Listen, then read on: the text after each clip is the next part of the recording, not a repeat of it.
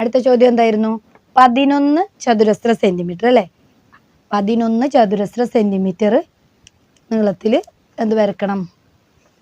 പരപ്പളവുള്ള.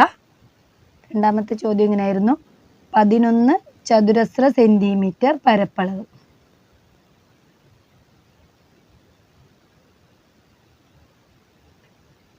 സമചതുരം വരക്കുക. ഇതെങ്ങനെയാണ്? 11 നമുക്ക് ഒറ്റ സംഖ്യകളുടെ കഴിഞ്ഞ ക്ലാസ്സിൽ എഴുതിയ പോലെ എഴുതുകയാണെങ്കിൽ എന്ത് വരും? 11 നമുക്ക് എന്ത് എഴുതാം? 6 കൂട്ടണം 5, അത് 11 അല്ലേ? നമുക്ക് ഇതിനെങ്ങനെ എഴുതാൻ പറ്റും? 6 ഘാതം 2 കുറക്കണം 5 ഘാതം 2. അപ്പോൾ 6 ഘാതം 2 എന്ന് പറഞ്ഞാൽ 36. 36 5 ഘാതം 2 എന്ന് പറഞ്ഞാൽ 25. 36 25 കുറച്ചാൽ ഉത്തരം 11 അല്ലേ? അപ്പം നമുക്ക് എന്ത് എഴുതാം? 6 ഘാതം 2 കുറക്കണം 5 ഘാതം 2 എന്ന് എഴുതാം അല്ലേ? 11 ഘാതം 2 സമം 6 ഘാതം 2 കുറക്കണം 5 ഘാതം 2 അല്ലേ? ഇത് വെച്ചുകൊണ്ട് നമുക്ക് എന്ത് ചെയ്യാം? ഒരു വശം ഏതായിരിക്കണം? 5 സെന്റിമീറ്റർ. അപ്പോൾ പാദവശം 5 സെന്റിമീറ്റർ. അതുപോലെ തന്നെ കർണവശം എത്രയായിരിക്കണം? കർണവശം 6 സെന്റിമീറ്റർ. നേരത്തെ ചെയ്ത പോലെ തന്നെ എന്ത് ചെയ്യുക? 5 സെന്റിമീറ്റർ നീളത്തിൽ ഒരു വര വരക്കുക അല്ലേ? 5 സെന്റിമീറ്റർ നീളത്തിൽ ഒരു വര വരക്കുക. എന്നിട്ട് എന്ത് വേണം? ഈ അറ്റത്ത് പ്രൊട്രാക്ടർ വെക്കണം അല്ലേ? ഈ അറ്റത്ത് പ്രൊട്രാക്ടർ വെച്ചിട്ട് 90 ഡിഗ്രി മാർക്ക് ചെയ്യണം. എന്നിട്ട് ഒരു ലംബം വരക്കണം.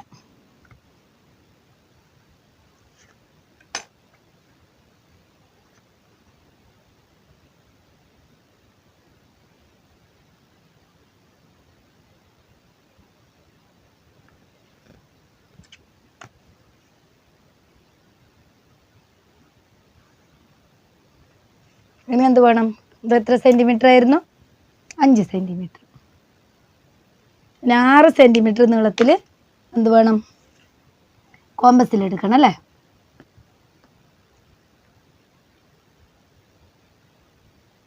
എന്നിട്ട് എന്ത് ചെയ്യണം? ഇവിടെ നിന്ന് 6 സെന്റിമീറ്റർ ഈ ലംബത്തിനെ മുറിച്ച് വരക്കണം അല്ലേ? ഇപ്പം എന്ത് ചെയ്യും? ഇത് ഇവിടേക്കുള്ളതെന്ന് പറയുന്നത് എത്രയാണ്? 6 സെന്റിമീറ്റർ നീട്ടും.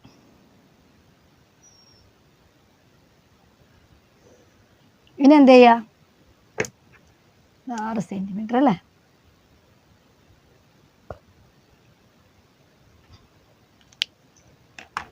ഈ വരയിനെ നമുക്ക് നീട്ടി വരക്കാം. നേരത്തെ വരച്ച പോലെ തന്നെ പാദവശം ഒന്ന് നീട്ടി വരക്കാം. എന്നിട്ട് എന്ത് വേണം?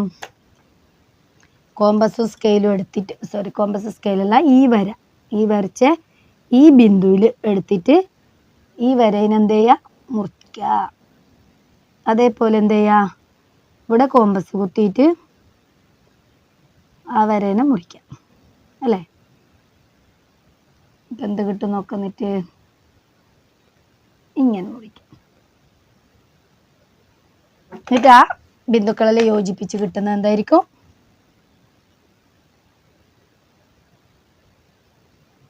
ഒരു സമചതുരായിരിക്കും.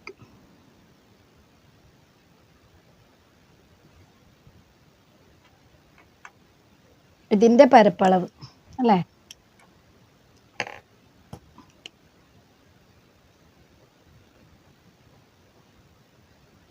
ഇതാണ് എത്ര? 11 ചതുരശ്ര സെന്റിമീറ്റർ പരപ്പളവ്. എത്രയാണ്?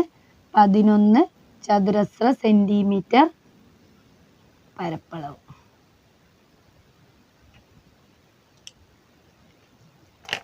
ഇതെത്രയായിരിക്കും? ഓരോ വശവും √11.